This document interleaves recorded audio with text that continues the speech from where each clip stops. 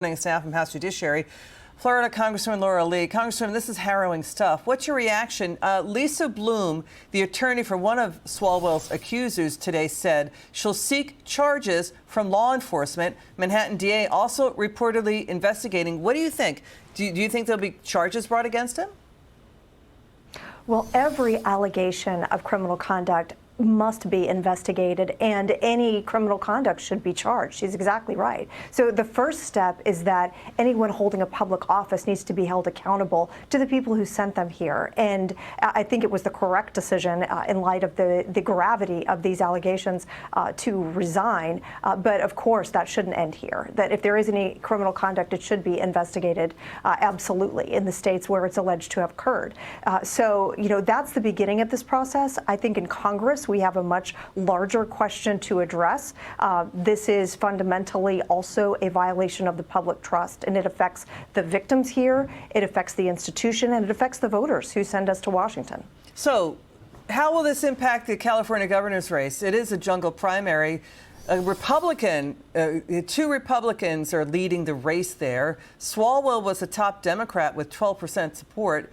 The California GOP party is not going to endorse a candidate for governor, but this is hitting that race.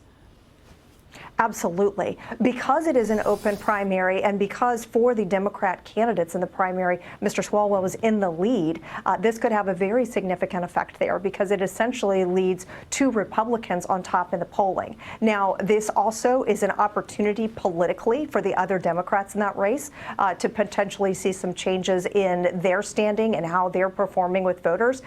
But, you know, more fundamentally, I think this will cause some real concern with California voters.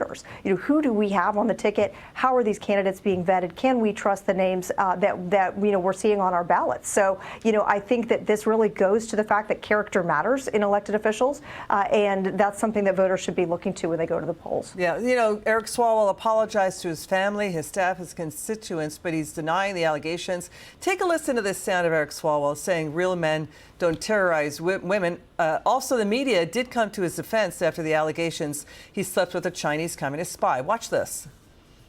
Not be a governor that tolerates violence against women in our state. Period. That's not For Brett Kavanaugh's sake, if he is innocent, I hope tomorrow he opens his statement and says, you know what? Bring in all the victims, allow them to be heard, allow them to be questioned. That will clear his name. Real men don't terrorize women. Speaker McCarthy seems to have singled you out. The FBI never came before this Congress to tell the leadership of this Congress that Eric Swalwell had a problem with a Chinese spy. Swalwell has never been accused of any wrongdoing.